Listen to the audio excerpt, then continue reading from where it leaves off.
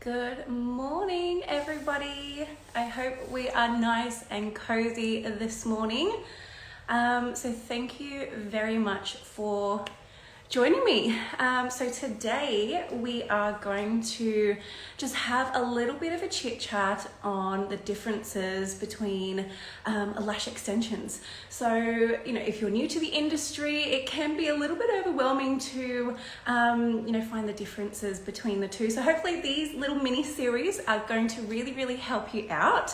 Good morning, everyone. I hope you've got a nice little cuppa ready. Have a little sit down.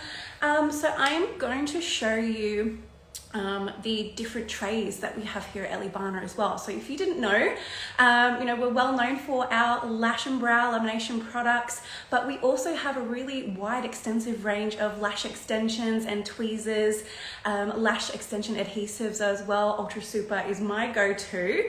So there's something there for everybody. So every skill set. So if you're new to the lash extensions, you are progressing onto volume, there's all sorts of different trays for you to try out. So if you've just started your lash extension journey, I'm so excited for you. The best is yet to come. So keep going with it. It's really such a satisfying treatment to do.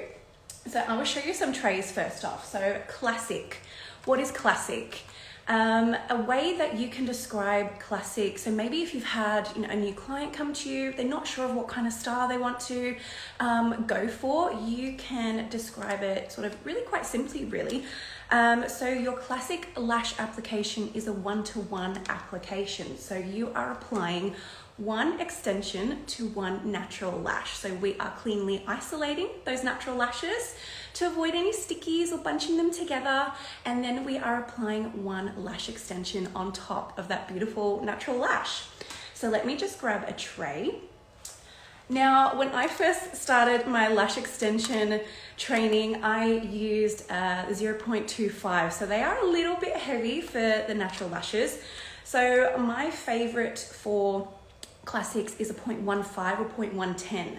So by decreasing the weight of the classic lashes, you can then cater to the client's natural lashes. So if they maybe have a finer texture lash, you can pop a smaller diameter lash onto there. So I've got my tray here for classics. I don't know if you can see those up close. These are a B curl, so they will have the curl, the diameter, and if they are maybe a mixed tray, so you can get different mixed lengths in one tray, which is a really good way to start off. So maybe if you're trying out Elibana lashes for the first time, you've joined us for some training, a mixed tray is a really good one, so you can try out all the different lengths and see then what is your popular size for you to work on. So they do come like this. It's a good idea to work from the bottom and take the strips off the tray, or also cut the amount that you want to use for your client so that you're keeping the lashes inside nice and clean. There's no debris or dust or anything getting into there. So cut as much as you need off, pop it onto your little master palette. So I've got these little palettes here. These are super handy to put your lash extensions on, so you can put them in the different corresponding sizes and lengths, so you don't have any confusion. And then once you need more, you can put more on your tray. Good morning, everyone. Don't be afraid to put some questions and things like that in there. I'm so excited that you've jumped on. So hello from the Gold Coast. It's a bit chilly this morning, so Australia is a little bit crisp, but it's nice. I love the colder weather. So also with your classic lashes, you can then use those for your hybrid. So if you are wondering what hybrid is, or again, you're wanting to explain the hybrid set to your clients, it is essentially a mixture of your classic and your volume lashes. Now, you can use pre-made or you can hand make them. So make your fans as you go. Hello from Spain. Oh, thank you so much for joining me. I've never been to Spain, always Portugal, but it's definite place that I want to visit. So I hope you're having a lovely morning or afternoon or evening, wherever you are. So hybrids, a mixture of classic and volume. So I have some volume trays here. So I'll just show you close up. We've got pre-made lashes. So again, you've got the dimension. So 4D, 5D, 6D, they're the amounts of lashes that are on the fan. So if there is 4D, it will, not 3, if it's 4D, it will look like this. So if it's 5D, it will look like this. So you can quite easily, choose the different diameter that you want to use. Now the pre-made fans are usually a lighter diameter weight than say your classic lashes. So they can be a 0.7 or 0.5. So you can see them on the bottom there. Hello from France. Hello, how are you? Bonjour. You'll have to teach me some French. So you can then choose whatever suits you. So by mixing either a ratio of maybe half and half, so you could do half classic and half volume in your hybrids, or you could maybe do an 80% of your classic or your volume lashes. So depending on how much volume your clients are wanting. So if they are wanting lashes that are a little bit full, a little bit more with volume compared to your classic lashes, it's a good stepping stone before you go into a full volume set, so they can have it a little bit more fluffier. Again, the process is exactly the same. We are isolating a natural lash before we are applying our extensions. So again, we are wanting to put one lash on one lash extension, one extension on one lash, sorry. So you can see those there. Hopefully it's not too fuzzy. So they're different trays. Again, we have very different sizes in the pre-made fans.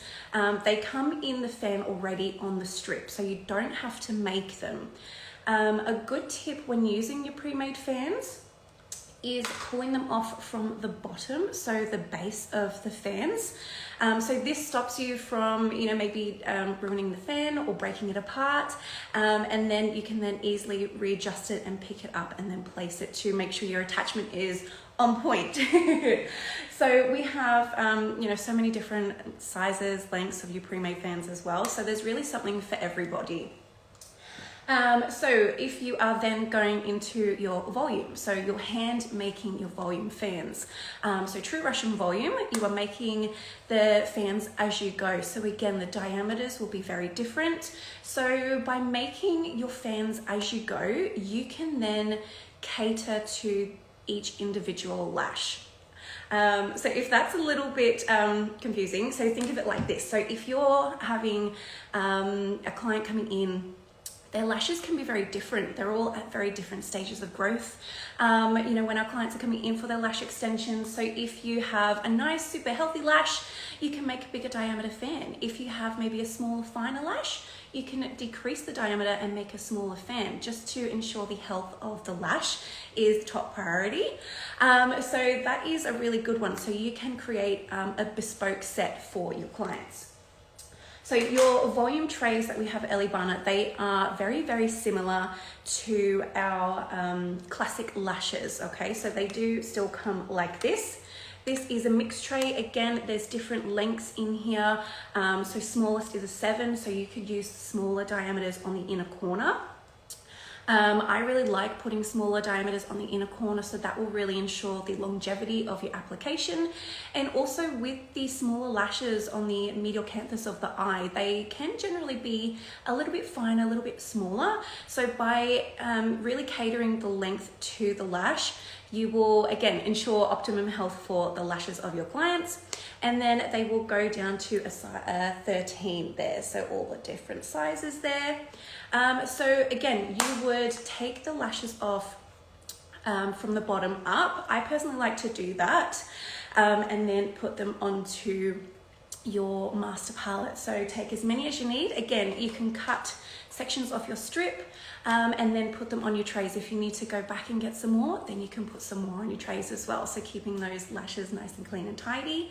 Now, there is a little bit of a difference between pre-made and handmade. So I feel that there's, a place for both of them in the industry, and, everybody's sort of working style and skill set is different.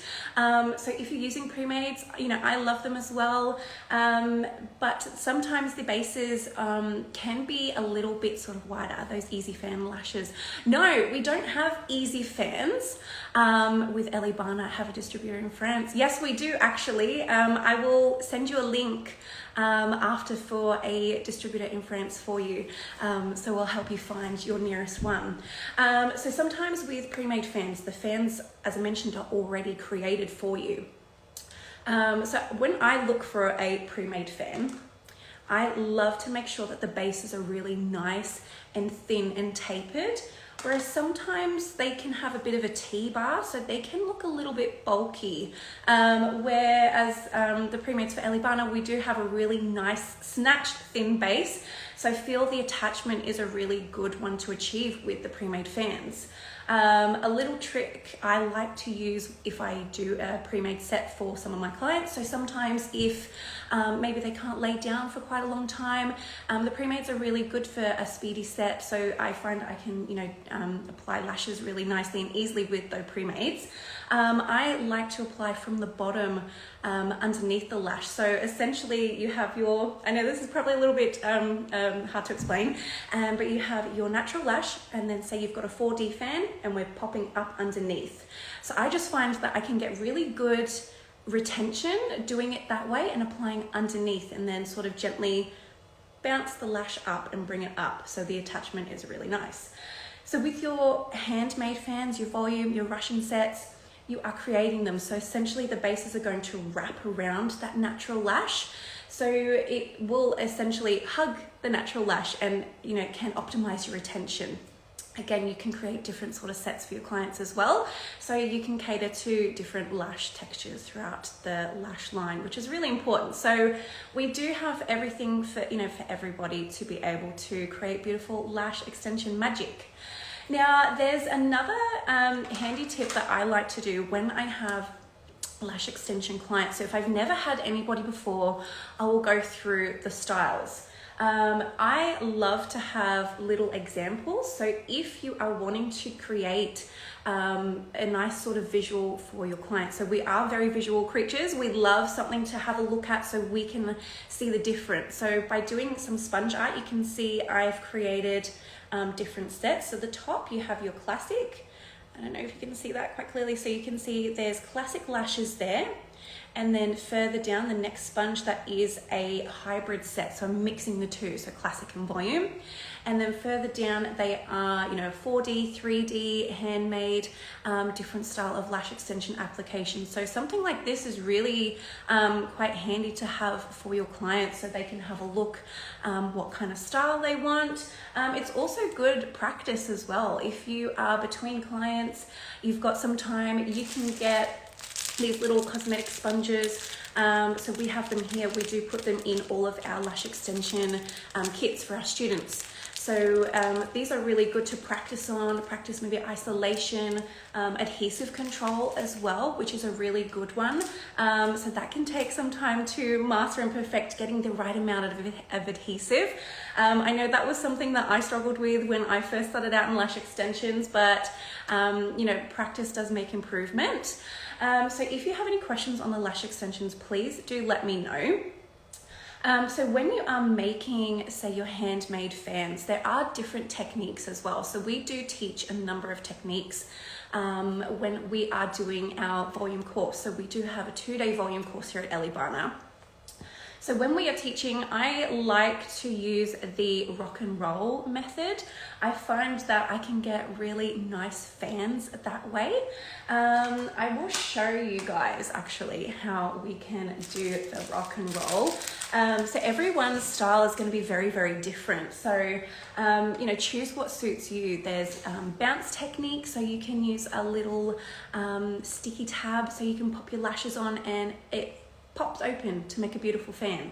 You can also do a speedy technique as well. I've sort of gone through the speedy and rock and roll, which I just, I love. It depends on, the day and how I'm feeling as well with lash extensions. So, there's so many different ways that you can create fans. So I would love to know, what your favorite method of creating your fans is. So pop them in the comments below. So I would love to see, what people prefer, because again, we're very, very different. There's sort of very different techniques that we can use to create those fans. So I'd love to know your favorite.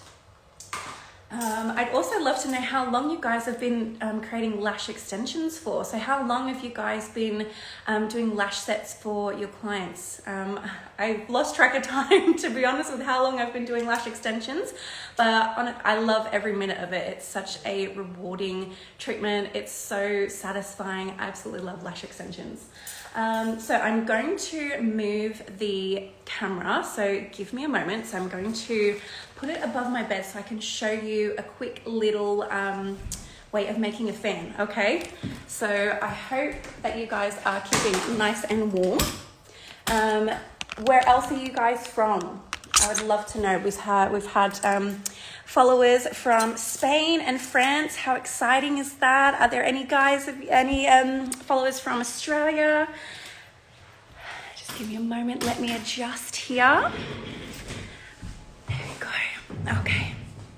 So I am going to flip you guys around, and then we will make a little fan. So hopefully I don't get fan shy. Usually sometimes when people watch you, you get a little bit fan shy. USA, yay, hi from USA. The team are over there at the minute in Vegas. So they are doing, symposiums and all of that beautiful Elibana stuff and meeting the family over there. So super exciting to see all of that. Where else are you guys from? So like I mentioned, give me a moment. We are on the Gold Coast, so we are in Burleigh Head. So this is our main HQ for Elibana. Let me pop you onto my little setup here. Hang on one moment. No, I don't think that's going to work. There we go. Always the way when you're doing cameras and things like that, you've only got one pair of hands. Let me go from here. Let me see if I can bring it up really, really close for you, okay? So this is the tray that we have. So I've put just a strip of lashes on there, so you can really see that they're easy to pop off. So again, just for demonstration, I've just put some on the tray. Let me see if I can zoom in. Okay, so I've got my tweezers ready here. So there's, again, different tweezers that you can use, so they can cater to you and your sort of style. Again, let me show you some different tweezers here. I've got my little covers on them. So we've got quite a range of tweezers. So if you're struggling making fans, don't worry and try out some different tweezers. So I find that is the best way to find what works for you. So I know I've gone through quite a lot of tweezers myself to find which one works for me. So it will be a case of what suits you and your fanning style. So I've got some lashes here. So if you've just joined us, thank you for popping on to the live. It's so nice to have you guys, jumping in and viewing some lash extensions. I'm going to hold my camera. I want to get as close as I can so I can show you guys sort of a way of making the lashes. So I'm getting a chunk. So the chunk that I want to get, I'm pulling forward and off the strip, and then popping back down onto the strip. Let's hope this one works so I don't get camera shy, and then gently rolling until we're happy with the fan. So you can adjust the lashes until you're happy. If you've grabbed a bigger chunk, sometimes I like to do that. So if I grab say 6 lashes off my little chunk here, so my strip, I'll pop it down, and then if I'm doing example a 3D set, I can create 2 fans in the one, so I'm not throwing any lashes away, so I'm keeping all of those lashes for my fans. So that's like a nice little hack that you can do, so you can pick up and then remove your lashes off the strip. So that's my preferred method. Again, I know that there's so many different ways of making lashes and what sort of suits you and your lashing style, but the rock and roll is my favorite. So that is move you back. So that is one of my favorite methods to do when I'm making lash extensions. So that's something that we do teach in our volume course. So again, if you've just jumped on, we do have a 2-day volume course for our lash extensions. So we teach different methods, so you can then pick up what suits you and, you know, again, your lashing style. So everyone is very, very different. So I hope that short little live was super handy for you. You can refer back to it, you know, later on if you need to. We're going to save all of our lives for you guys. So next week we will be going through mapping and leveling up your lash map profile. So I will be having a live model so we can jump straight in. We can have a look at some trending mapping, so wispy sets, volume, classic, all of that good stuff, and how to cater to different eye shapes. So be sure to join me next week on Thursday, 7:30 a.m. Same time. So this is just something that we have in our courses. So our classic lash, extension foundation, advanced and volume courses. So there's tons more information and, you know, knowledge that we do like to share with everybody to help level up their lash game. So if you'd like to learn more about anything that we have here at Ellie Barner to do with lash extensions, please feel free to drop me a message, and I'll catch you guys next week. Bye.